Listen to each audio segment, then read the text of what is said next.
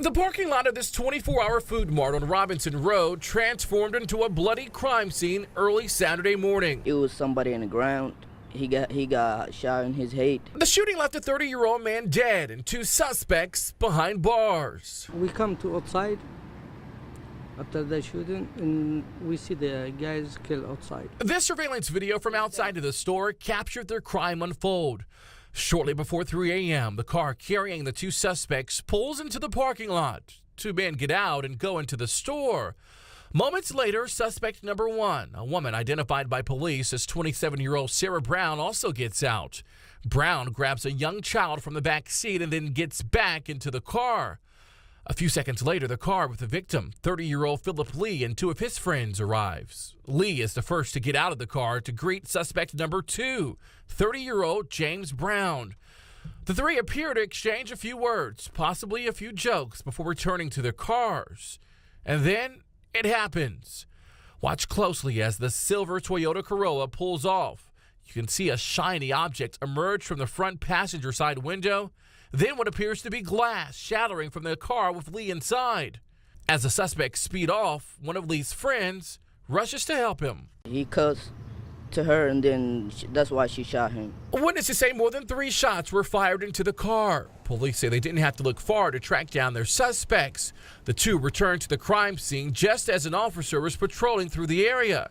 Inside their car, they recovered this gun. Friends of the victim are in shock. I think we should be able to, as people, to be able to come together and get along instead of using violence all the time. Violence don't solve nothing. In Jackson, Andrew Kinsey, 16 WAPT News. Do women spend more money just for being women? All of the women's stuff is just a little bit higher than the men's stuff. That's always the case. It seems like Lucille Clay may be onto something. We checked out some health and beauty products labeled for men and for women. And then here's another one right here. This one, $365 for women.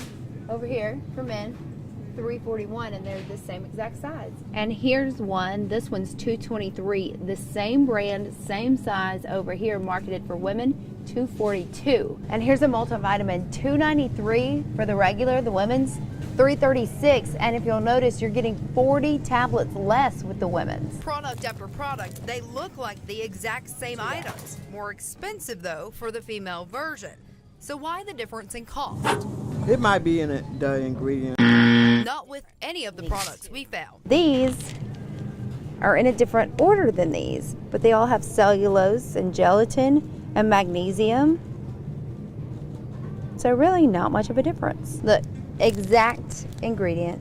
It's a conspiracy. So what are we paying more for? The packaging, perhaps, but do women really care? That depends on who you ask. Are you still gonna buy them? Yeah. Tell me why.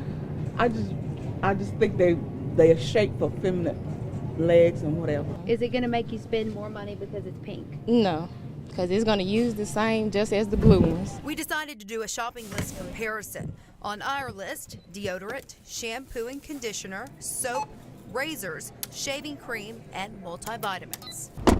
Just got done with our shopping trip, and we have the totals. For the men's, $22.20. For the women's, $23.15. Not a big difference, but there is a difference. Let's do the math. Where ladies pay $23.15, men spent $22.20 for the exact same products, a savings of 95 cents. But if you bought these items twice a month, that's $23 more women are spending every year. And that was just from our short list. I don't think it's fair. And I'm going to pay attention when I go into the store. In the health and beauty aisle, Allie Ware, 16 WAPT News. You can't get prepared for nothing like this. Billy Miller says he's lucky to be alive. Old tornado come from that way, it jumped.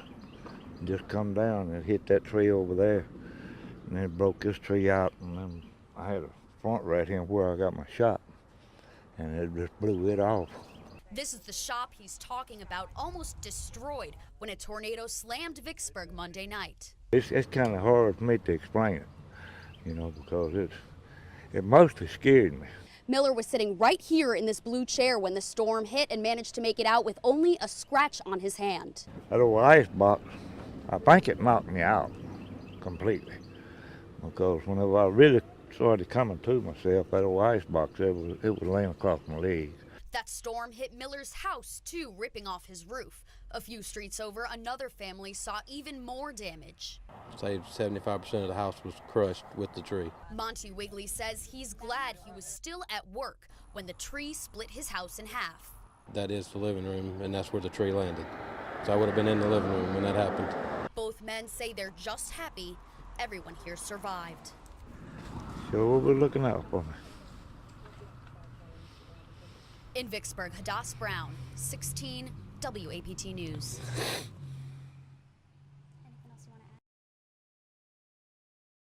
Fake cash and meth. How serious is this? Oh, it's extremely serious. It started with a prison probation check. The PO told deputies he saw what looked like a drug lab in one house off of South McRaven Road. When they came in to check certain individuals that are on probation, they found a makeshift methamphetamine lab in plain view, and they also found some counterfeit money in plain view. When MBN arrived, agents in hazmat gear spent hours removing substances. In all, they say they found a 1/4 ounce of meth, but officers say they also found something else: copied cash. Agents believe some of the people in the home may have been using this printer to print off counterfeit bills. They say some of these bills may have actually been passed at stores. The counterfeit money, we can't have that out there. It's not a very good job, but they have been passing it. And then, of course, the lab concerns us greatly with the potential for fire and things of that nature. So we're glad to get these individuals off the street. In 2010, Mississippi made it harder for meth cooks to produce the dangerous drug.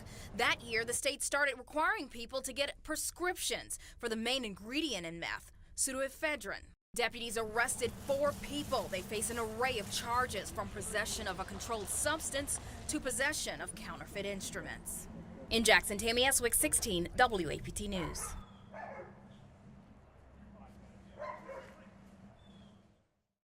It's almost like a banjo, where the strumming section turns into our charboil station. Blake Brennan showing off the $2.5 million renovation to what is now Drago's in Jackson. That's where the famous charboiled oysters from Drago's, they created that 30-something years ago. Charbroiled oysters brushed with its signature butter sauce and cheese. The famous New Orleans eatery is bringing its Gulf seafood offerings to the Metro. 403 seats in the restaurant with 150 employees and out back. Soon this little rascal's gonna be dinner. A 1,600-gallon tank for lobsters set with a complex filtration system that keeps the pH and salinity levels exactly as it is in the South Atlantic. Operators at the Hilton felt its partnership with Drago's could bring a spark to the area. I am hoping that it's going to generate a renewed interest in County Line area. Whether they need it or not, we're bringing it. Restaurateur Tommy Satanovich says the location was certainly part of the attraction, but they also think Jackson was the best fit for their first expansion. For the last 6 months, have come up to me in New Orleans and said, I have family in Jackson, I live in Jackson, we're from Jackson, we have an office in Jackson. It's amazing the contacts that go back and forth that New Orleans shares with Jackson, Mississippi. And starting Wednesday evening, Drago's officially becomes a Jackson restaurant. Scott Simmons, 16 WAPT News. Some people fall down on their luck, you know, they have a bad moment in life, and we try to make everybody feel like somebody. A group called Mississippi Racers is looking to make a difference in the community, and they're doing it through song and through food. Several people got together in Poindexter Park to feed the homeless and give away some essentials. Tissue, noodles, soap, toothpaste. Shalisha McField said she wanted to help in honor of her aunt. And every she sees someone in need, she always helps them out. Those getting the help assured the organizers they are thankful for what they do. It'll help. I tell you what, it's cold out here. Them hats gonna come in handy and them socks gonna come in handy. You better believe that. How y'all ladies doing? The Mississippi Racers say it's their 3rd time to have the event, and they hope to grow it in the years to come. Maybe somebody out here, we can change their life and they can get them back on the right track. In Jackson, Allie Ware, 16 WAPT News.